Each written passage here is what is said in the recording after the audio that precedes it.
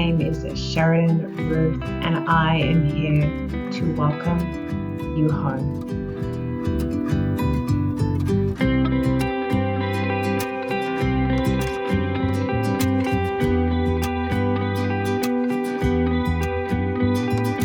This is the Exposed podcast.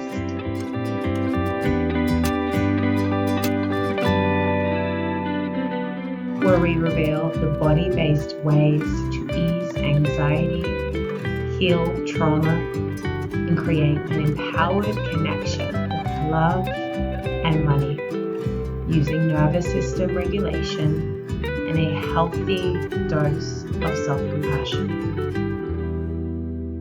Christina, welcome. I'm so excited to have you on Exposed. And today we're going to be exposing the truth about self-care.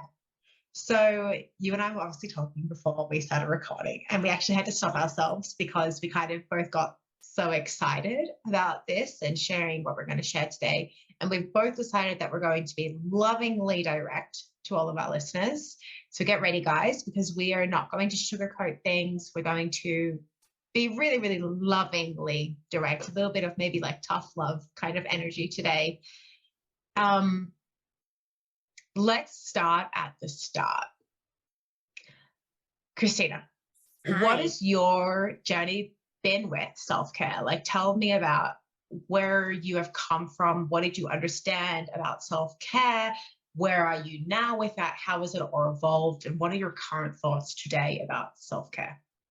That's a really great question. And thank you so much for having me. I'm so excited to be here. This is a topic that I'm really passionate about and could spend hours talking about. And so where I got started in just hearing the words self-care or the hyphenated word self-care before I became the professional that I am today, I feel like that was a word that really had a very narrow meaning for me. And it was something that was always spoken about in, eat the right foods and exercise, and very much spoken about in the realm of taking care of your physical body.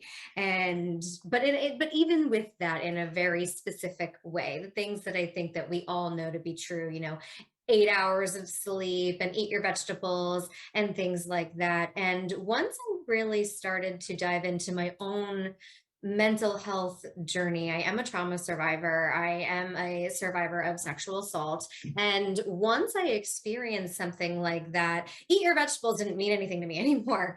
Then that's still great, but it didn't mean anything anymore. My body, my mind, my soul needed more. And so what does self-care look like after we've experienced something so difficult? And what does self-care look like even after we haven't experienced something so difficult? Maybe you're just going into college for the first time, and that's super scary. And that message of self-care that we've learned up until that point, just we need something more. And so one of the things that I've really taken into, what does self-care really mean? How do we understand what self-care really is? What do we need? What does our body need? How do we interpret the messages that our body is sending us to really specifically let us know, this is what I'm needing? Do I need 8 hours of sleep? Do I need to pick up the phone and call a friend? Do I need to turn everything around me off and just be in silence? Self-care is establishing what we need, and then how do we meet those needs? And that can be a really tough question to ask. And I don't know what you've seen on social media lately, but I know I've seen a lot of things on social media lately that are directing us in very specific ways. So I'm curious, so what are some things that you've seen on social media about self-care and what it is or what you need? Good question. So as you were thinking, as you were speaking, I actually wrote a note because I wanted to come back and talk about something. So maybe we'll just go straight there, because it's something that I've seen on social media, and it is talking about boundaries as self-care.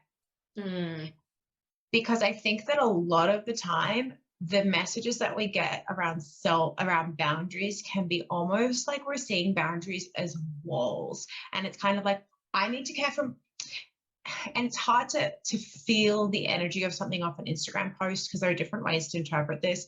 But sometimes Right. what I see is that people are like, I need to care for myself. So I am putting a boundary up and I'm not engaging with that person, or like I'm blocking them, or I'm taking time apart, or I'm trying to think of an example, or like I'm distancing myself. And yes, that is really empowering and true a lot of the time. However, when I then couple that with what I see in some of my coaching clients, inside of some of my friends, sometimes what happens is that we say that we're doing self-care and we become very self-oriented at the expense of the other person. And what ends up happening is we create distance that we actually don't want.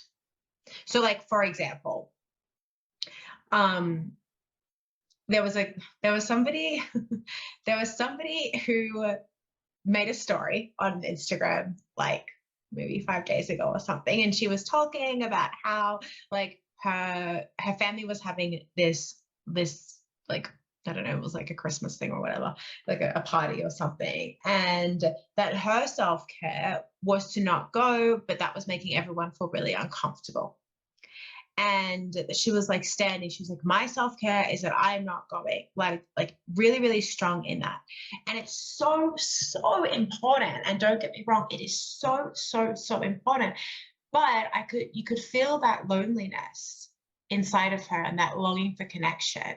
And so what I almost would have wished in that scenario, or in some scenarios, and it's such a difficult thing to discern with, is that the individual is able to say, I'm going to care for myself, and I'm also going to care for the part of me that needs connection with these individuals. So what does that look like? If there's a Right. part of me that needs a connection with these individuals, they're my family. Sometimes self-care is like going to the event for half an hour, or making sure that you schedule something for next week. Because sometimes we practice so much self-care that we also practice self-abandonment, and we forget the parts of us that need other things. Like, I want to care for myself, so I go and get a massage, but maybe there was a part of me that really needed to not spend that money. Mm-hmm. And so did I just abandon the part of me that needed to prioritize financial security by advocating for self-care? Did I abandon the inner child inside of me that needs to be connected to mom by advocating for this very strong and specific boundary? And sometimes I think self-care is that middle ground where we say a part of me wants this and a part of me wants that, and my self-care is now meeting both of those needs and getting really creative about how I do it.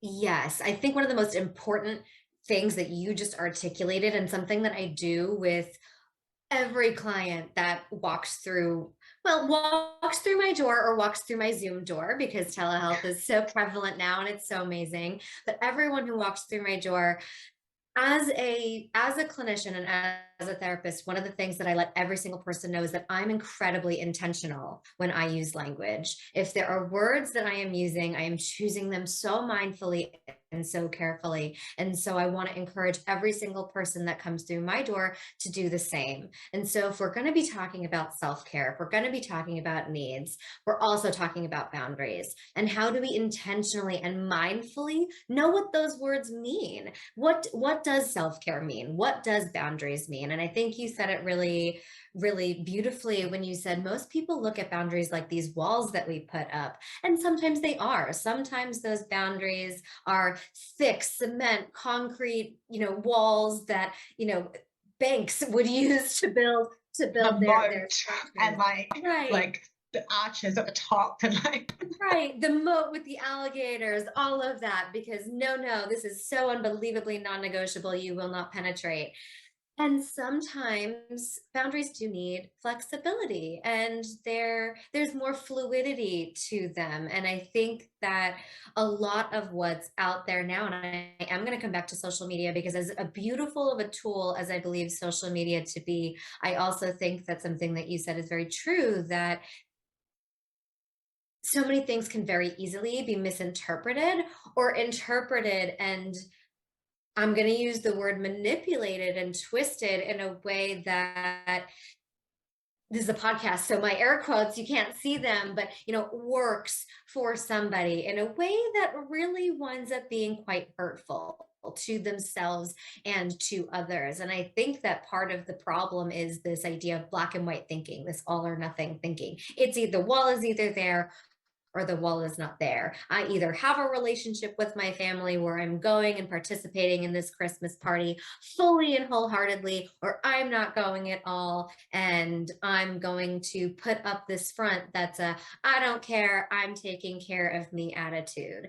And so coming back to that intentional language piece, whenever one of my clients uses language like, well, I don't care, it is what it is, or I've made this choice, or I'm doing this thing, I always immediately point out to them, you're telling me you don't care, but your demeanor, your mannerisms, your inflection in your voice, that tells me speaking about it. The fact that we're speaking about it tells me the total opposite. You do care. So tell me what you care about. What is it? Maybe you're not super excited about this Christmas party. Maybe there's, your racist uncle there, or your misogynistic, maybe there's a relative there that makes you feel very uncomfortable, or multiple, whatever's going on there, or a challenging dynamic. But what do you care about here? Like you said, there's that person in that video, whoever it may be, that was maybe very clearly calling to, I care about connection. I want connection. And I've learned to only give myself, I'm either in or I'm out. And now that I've chosen out, I'm feeling like what was that person feeling? I'd be so curious to get them on here and be like, what were you feeling around that? What were you craving? What was the care here? What was the need? And how can we now talk about self-care and boundaries in a way that now works for you, as opposed to it's all or nothing? Yeah, and doesn't leave you feeling kind of cut off or alone or scared, and need you feeling like the necessity to put on that strong front and be like, I've got this, and yeah, totally. Right. Something that I would love to hear your thoughts on is how do you actually identify when you're using self-care, or you're being encouraged to use self-care in a manipulative way, or maybe in like an avoidant way? Oh, that's a really great question. And I think we need to talk about the manipulative aspects of it and the avoidant tactics separately. So I am going to separate it. So I think that, well, let me ask you a question actually first. When you use the word manipulative, what do you mean by that word, or how does your audience view that word based on Yeah, I think that the way that I would view it, and I think most of the people who are listening here might feel the same way, I think we've spoken about it a little bit before, is when you are doing something with an intention to make another person do another thing, you're trying to manipulate them. So it's anytime that your action has an agenda or an end goal, you're not okay with if you're completely okay with everything being out of control and you're just doing the action for the sake of the action, that is not manipulation. But if you're doing it to get something, it's manipulation, and it's okay. It's not a dirty word. We do it all the time. I manipulated you into being on this podcast when I said, hey, would you like to be on my podcast? I'm so happy to be here. So yes, no, the word manipulation doesn't have to, because I do know a lot of people who, when they think about that word, it is that dirty word. And so I'm glad that we're able to neutralize it here. So I think whenever I'm talking about with my own clients, self-care and boundaries, we are going to talk about those in the same breath because they are so intertwined. It's hard not to talk about them in the same breath. When we are talking about setting boundaries, or when we are talking about recognizing need and doing the thing to take care of ourselves, I think that when we add the word manipulation, and am I doing something to manipulate someone else, whether that's in a harmful way or a neutral way, I think the question that we have to ask ourselves is, what am I doing and how am I doing it? If let's come back to this, I feel like this is going to be an example that keeps coming back. So let's come back to this person who over the holidays didn't want to go to this family function for whatever the reason may be. Let's just say, now adding context to this story, that this person's family was expecting them to arrive all day, really excited, had gifts, everything was ready. And then that day of 20 minutes before they're supposed to arrive, they call their family and say, I've decided I don't want to come. And that's my self-care. That's me taking care of myself. That is my choice. That may very well be what this person needed to maintain and self-preserve, right? However, looking at how that was enacted and the choice that they made and how they chose to communicate it with their family, that's where I would take a look at that and be like, hey, well, your family was expecting you attend, and it is absolutely your right to make whatever choice you felt like you needed to make for yourself. Let's look at, in the future, being able to communicate what your needs were differently. Self-care is about us. Self-care is, and I say this with love, the most selfish thing that we can do. But selfish does tend to have a negative connotation to it. So let's say self-preserving instead, actually. I like the language better. It is about self-preservation. And the best way to recognize how best to self-preserve is to ask ourselves what we need, find the best and healthiest way to give ourselves what we need, and then ask ourselves, does my need affect others? And if it does, how can I best represent myself and not best take responsibility for the emotional needs or the self-care needs or boundaries of others, but how can I do my due diligence to make sure that I'm participating with my tribe, with my community, in the most respectful and healthy way possible? And that might have looked like calling family members the week before and saying, you know what, I'm recognizing that I'm having some different needs, and I don't know if I'm going to be able to attend this family event. I'm going to call everybody, wish everyone a Merry Christmas, Happy Hanukkah, Kwanzaa, New Year's, whatever it is that you celebrate. And I'm going to just remove myself from the situation because that feels like it meets a need better for me. It's about how we do things and how we show up in choice, not necessarily the choice itself always. Sometimes this choice itself can be harmful.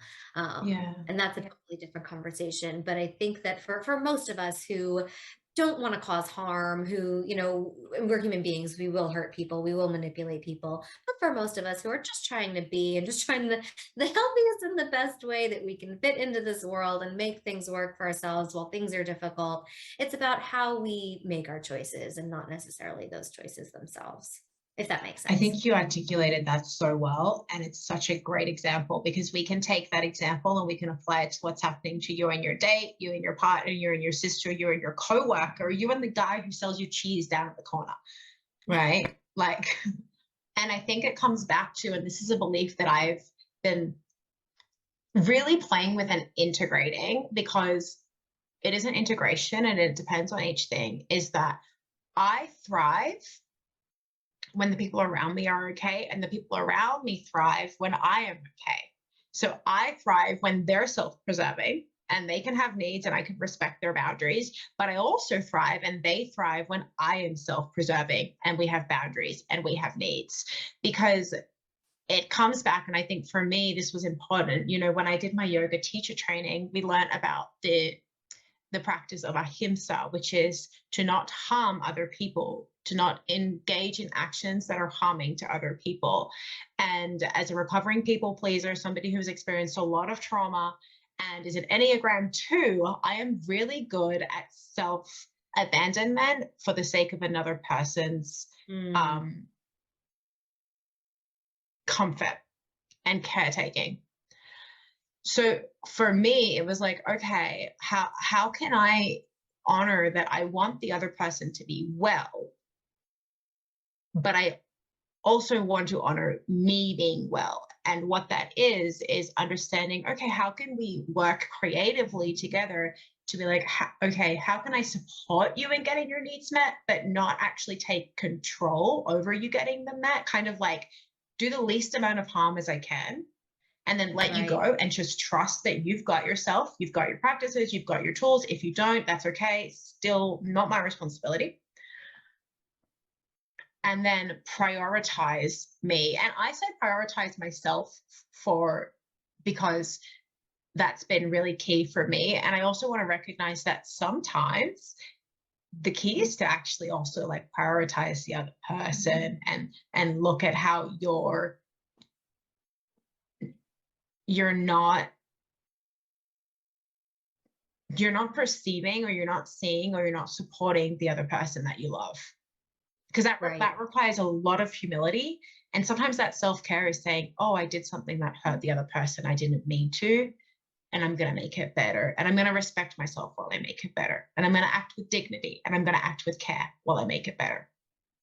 Right. There's so many things that you just said that I want to touch on. And I think, and where I want to touch on first is what you said about for you within your community, your friends, family, whoever your tribe consists of, that you are able to be in such harmony with them when everybody is preserving themselves and really taking responsibility and accountability for their, excuse me, for their own needs and and themselves. And when we do that, we're able to then show up for one another. I think that that is the key as a fellow recovering people pleaser Should and we have like recovering. t-shirts? Yeah, well, I think you want to know what I've been wanting to start a group or something. People Pleasers Anonymous. There's Alcoholics Anonymous, and there's all that going on. I think we need a People Pleasers Anonymous. Hi, my name is Christina, former people pleaser, and we all And you need get to like a get together. badge. It's like, I We haven't do. people pleased in 6 days. Yes, we need chips, we need t-shirts, we need the whole bit. But it's really an important thing to talk about because there's a huge difference between taking responsibility for the emotional needs or the physical needs or somebody else's needs, and like you said, self-abandonment and abandoning our own, putting ourselves to the wayside, or avoiding whatever it is that's going on for us to fully dive in to take care of the people around us. Is a huge difference between that and between checking in with ourselves. Am I feeling taken care of? Have I met my needs? Am I feeling full at the moment? And not full overwhelmed, just full meaning fulfilled. And in being there, how can I show up for the people around me? Because now I want to, in a way that is coming from a place of pure love and pure self-sufficiency and self-preservation, and not that cheesy therapist line, pouring from an empty cup. I know, Yeah. I'm sure every single one of your listeners has heard, put your oxygen mask on first, whether you've been on a plane or not. Yeah. Everyone has said that to you. But there is so much value in that. In self-care is about ourselves. And in order to show up in community, in order to show up with other people, how can I make sure that I'm showing up as the most taken care of version of myself possible so that I can show up for somebody else? And Yeah.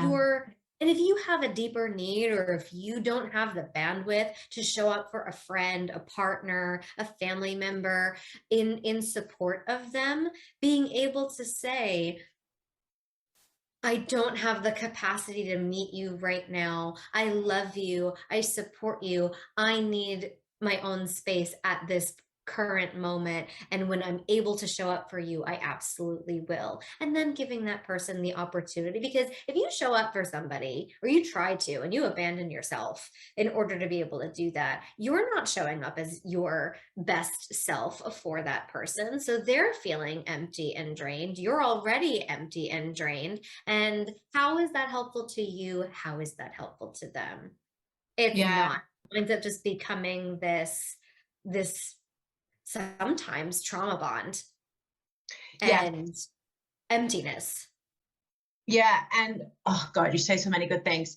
The one thing that's like on the tip of my tongue that I have to say is that when you do that, when you show up from a place and you're like, yeah, I'm here to listen to you. For our listeners, this is more than you, because I'm sure that Christina knows this. Maybe you don't. But like when you do that on a very subtle level, the other person's nervous system experiences and latches onto a sense of incongruence. So you're not congruent with what you're presenting on the outside versus what you're feeling on the inside.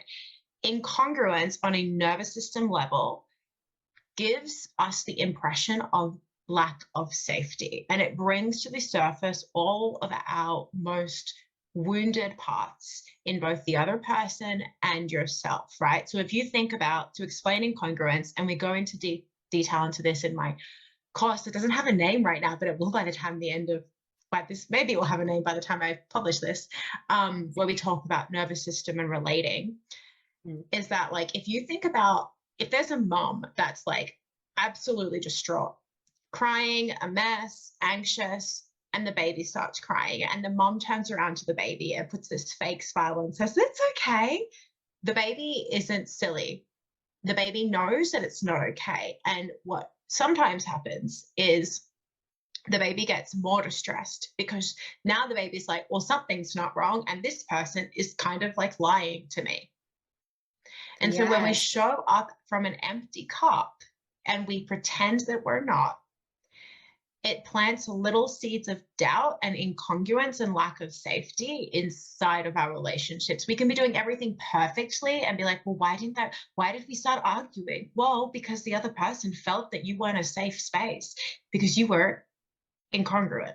Right. It's putting on that mask. And how many of us, myself included, will mask from time to time because we quote unquote feel the need to, whether, well, I'm going to work, so all my coworkers and my boss can't know that I'm distressed because I just had a fight with my significant other, or I'm going out with my friends and I don't want them to ask me like, oh, is everything okay? And I don't want them to know that I'm having a rough relationship with my mom right now, or whatever it is that's going on. That incongruence is wearing a mask. And so while you all can't answer the question, but I would encourage everyone to think about a time where you were feeling really vulnerable and you went to a friend or a lover, a partner, a family member to just to vent, right? And something about the situation is just going in a direction and you found yourself getting more defensive than feeling comfortable and vulnerable. You start to shut down,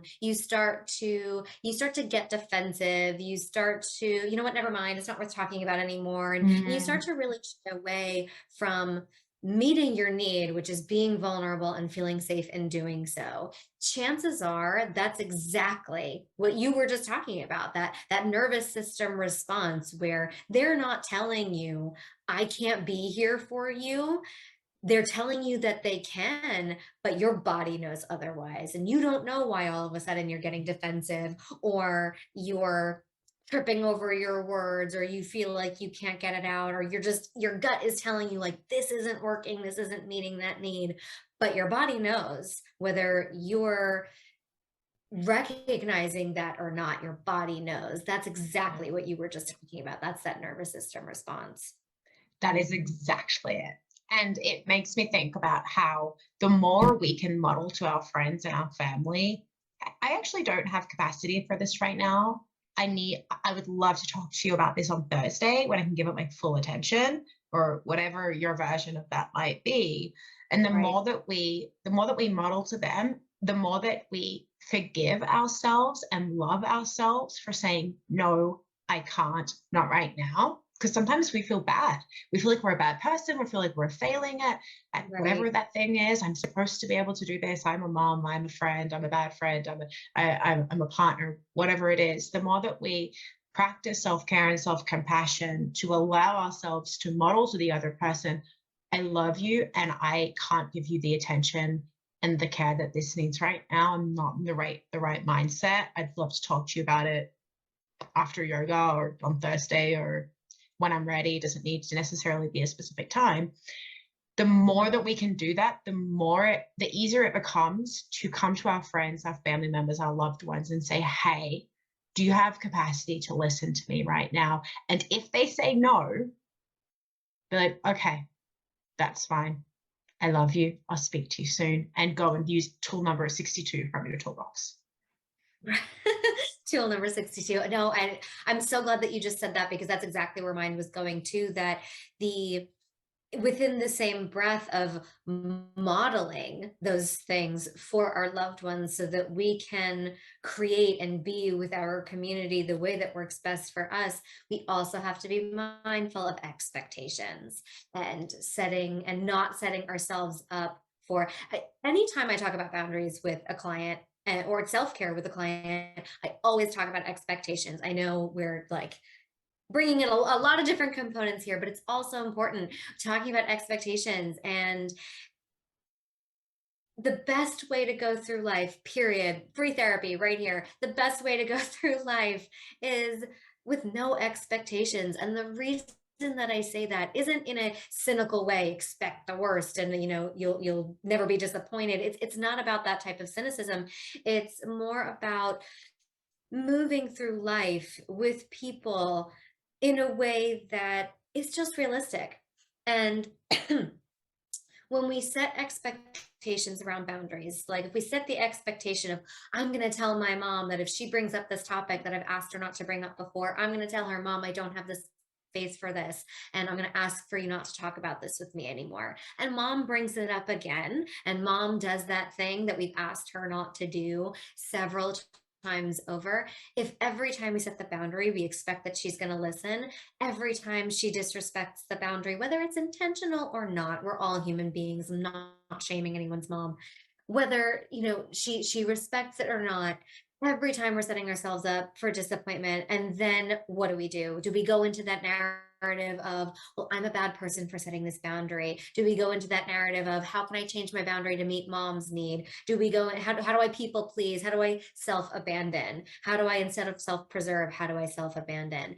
And if we move through with no expectations and just focus on, I'm going to preserve what my need is, regardless of how I am met, that is the healthiest way that we can live. Now, I'm not saying that's the easiest way to live, but living and making healthy choices is not always easy. Yeah. And I think that that's one of the most unrealistic expectations of therapy and coaching work, is that somebody comes in to sit across from you, to sit across from me and say, how are you going to make my life easy? What skills, what tools are you going to give me to make my life easy? And well, sometimes there can absolutely be truth to that. A lot of times that journey of self-discovery, of self-preservation, of boundary setting is not easy. It can be very ugly. It can be very distressing, and it can be very challenging, but that's what we're here for. Yeah. And that's the value of like having support with it, because, my coaching program is called Ease, but I always say this, it's not ease on the second day. It's ease on the long term. It's about going through and choosing the discomfort that you're willing to sit with in order to create more ease. Because usually it's like when you're learning anything, you have to be willing to be not good at it for a while. You have to be willing to be uncomfortable. You have to be willing to feel not so good sometimes so that you can have more ease in your life, right? Something that you reminded me of, and I think is a good expectation for us to have when we are putting boundaries. Having this expectation has completely changed the way that I set boundaries. And it was, I read about it first in a book called The Dance of Anger by Harriet Lerner. I'll put the link below. And she talks about how there's always a pushback. Whenever you set a boundary, whenever you try to change some type of dynamic that you're in with an individual, they will push back, which means that they would probably escalate whatever it was that they were doing in an effort to get you to go back to the original agreement. So I think that it's helpful, like little hack is to actually expect them to take their like quote unquote bad behavior or uncomfortable behavior from 50 to 100, if you expect that and you can still stay firm in your boundary and just know that it's all a part of the messy process of being a human being, then you can like access the other side so much easier without self-abandoning, without getting aggressive or towards the other person or towards yourself, without doubting, without going into an anxiety or a shame spiral, without getting super dysregulated. Yeah. Yes, and that comes back to something that we talked about just a few minutes ago with it's how we choose to do things, not necessarily the choice that we're doing. Because you're absolutely right. If you have a relationship with a person for 20 years, and then after 20 years of companionship, friendship, or familial relationship, you're doing something different, the person that's impacted by that is going, whoa, what is this? I don't know this version of you. I don't know what this is. This has never been the way that we do things. You're always going to get that pushback, but that doesn't have to mean that we have to change what we're doing. But that's where communication comes in. If we're able to communicate effectively for ourselves to this person or this group of people that we're making this change in our lives to, in a way that we can recognize this is the message I want to communicate. This is how I want to be seen. This is how I want to be heard. And hey, family, hey, friends, hey, significant other, I know that things have been this way for a long time. I'm working on myself in XYZ ways. So you're going to start to notice a shift with me. And it is not an attack on you. It is a personal journey of mine. And as a loving person in my life, if you have questions, I would love to be able to answer them. Or if you want to learn more about what I'm doing for myself as I start to develop language around it, I'm happy to continue to discuss it with you so that you're a part of my growth process and not somebody that I'm then pushing away. Because then we come back to the original part of this conversation with self-isolation and self-abandonment. Well, I'm putting up this wall and you're either climbing over it or you're staying on the other side of it, and that's it. No, we don't necessarily want to do, and don't get me wrong, there are some people, like we said before, we want to put up that wall, the moat, the archers, and keep away from. There are people in our lives who no longer serve us that we put those walls up for. But then there are people who aren't, and we don't want to push those people away. We want to include them in our growth as much as possible, not shove them off to the side and say, you're either with me or you're against me. Dear listener, before we wrap the end of this episode up, I want you to know that I see you. I know that you're ready to bounce back from difficulties in your life quickly and with more ease by having the tools to regulate your nervous system and find inner peace instead of inner conflict. I know you're ready to embrace life's challenges and stresses and feel confident to take on whatever comes your way, including anxiety or anger, to move through them without manipulating them, without having to spend eternity in uncertainty, sticky emotions, and physical discomfort. You are ready to celebrate the growth of yourself, your relationship, your finances, without experiencing shame or guilt when you're doing it quicker than those around you. Which is why I'm extending an invitation to you to book an expansion call where we will dive even deeper on exactly what you need in your personal situation to make this a reality, to go from overwhelmed managing big emotions and perhaps going into anxiety or depression to overflowing abundance, ease, and certainty. You'll get free support around your unique situation, and we will also discuss whether or not working through my ease framework in a one-on-one capacity is the best fit for you right now on your journey of becoming more resilient and regulated. Use the link in the show notes to lock in your call ASAP. Yeah, I'm just like sitting here smiling as I hear you, because I think that you said that, like, if everyone can just go back and take notes on what Christina said, like type it out, that would be highly recommended. Yes. On that note, and maybe you feel like maybe we've kind of answered it a little bit, but I'm going to just bring us back because I want to address it specifically. How do you know when you're using self-care as an avoidant technique, and what do you do about it?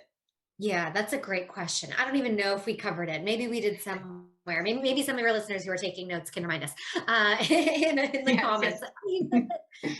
So that is a really great question. And I think that there's a lot of judgment around avoidance. And here's what I mean by that. I think that we're ready for things when we're ready for things. Let's say it's a difficult conversation, right? If you want to have a difficult conversation with a partner, a friend, a family member, let's just say you go to your therapy session, you go to your coaching session, and you talk to your coach or therapist, and you're just like, oh, I really need to, like, I don't know what to do. I need to talk to this person about this thing, and it's really hard for me. I don't know what to do. Please help me. You don't have to figure it out within that. I don't know how long sessions you have with clients. Are you sessions Like for a me usually 50-minute 50? session. Yeah, Yeah. same. So you're not going to figure that out in 50 minutes. You're just not. And so you don't have to leave that 50-minute session and be like, okay, significant other, get ready for all this stuff that I'm about to drop on you. You can take as much time as you feel like you need. Checking in with yourself though, and making sure, okay, is this something, where am I at with this? Is this something that I don't feel ready to do because there's more processing that I want to do around it, or there's more practice that I want to do around this thing? Or am I letting fear and shame stop me? And if I'm letting fear stop me, how can I process that? What am I afraid of? Am I afraid that it's not going to go well? Why? What does that mean for me? And really having a conversation within yourself or with your clinical professional about what that means for you. And if shame is what's stopping you, again, a little free therapy. Every single emotion shows up in our body somehow. Every single emotion shows up in our body. Our body is sending us messages to let us know this makes me angry. This makes me happy. How do we know? Well, maybe we're smiling. Maybe our fists are clenched. What are those messages? And every single one of those emotions serves a purpose. Shame is the only one that doesn't.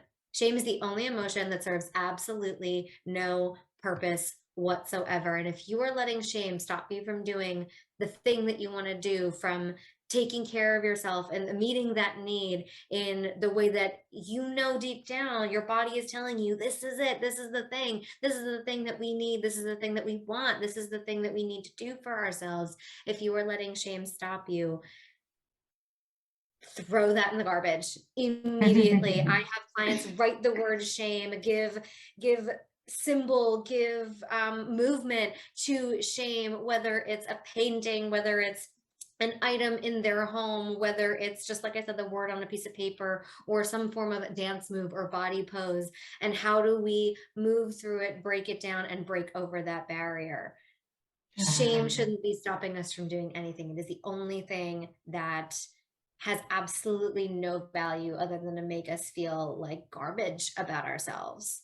So if you're doing something 100%. that's based, right. So that I think is the biggest blinking red sign for, how do I know that what I'm doing is avoidant? Are you feeling shame? If so, what's that about? Where is that in your narrative? And how can you move forward and find a healing journey around your shame narrative? Because it absolutely never serves any purpose for you.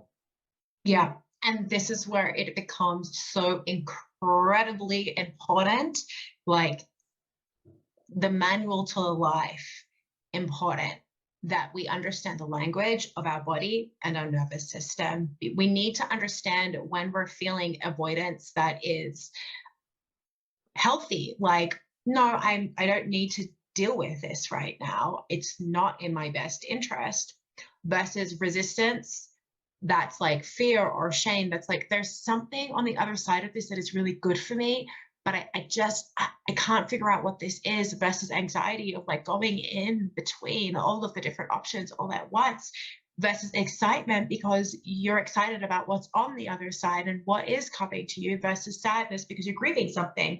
And having the ability, and this is why I'm so passionate about my work, to be able to discern and decipher all of the different things that your body is telling you, that your mind is telling you, You need that so that you can make all of the minute micro decisions about self-care. And are you going to the party? Are you going to the event? Are you responding to that text message? Are you skipping the gym so that you can continue your phone call? Like, we need to have this toolbox of understanding so that we can make all of our decisions in our life.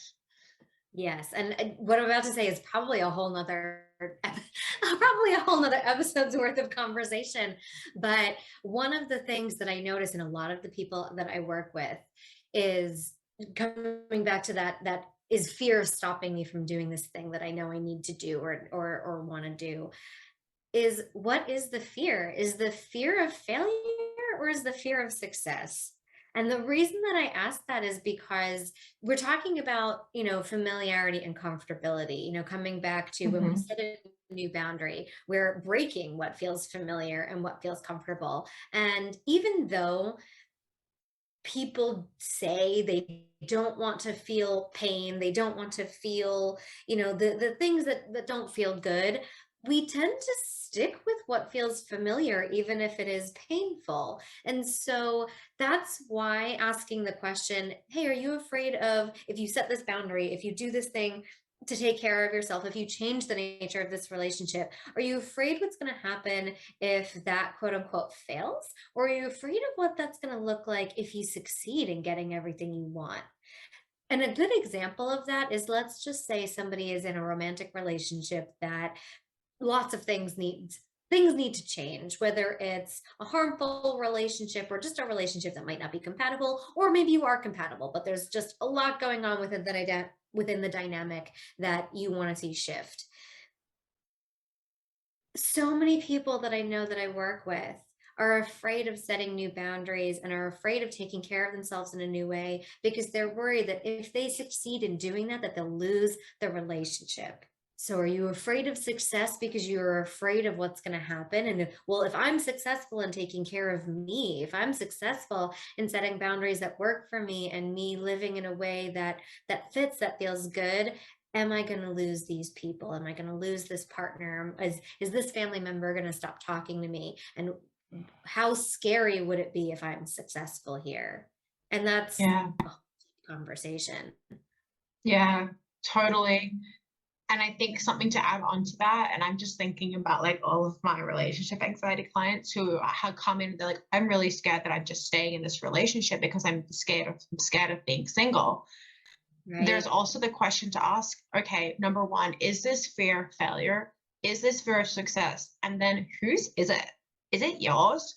Or is it your mom who's like, well, I'm afraid that if you don't date for 10 years, that you're going to pick a bad person. So you've been in this wonderful relationship and now you're scared that like you should date around, but like, is it your fear or is it your mom's fear? Or I'm worried that if I quit my job, then I'm not going to be financially protected, but your savings account sits there and you're pretty good at being self-resilient and making money and figuring things out.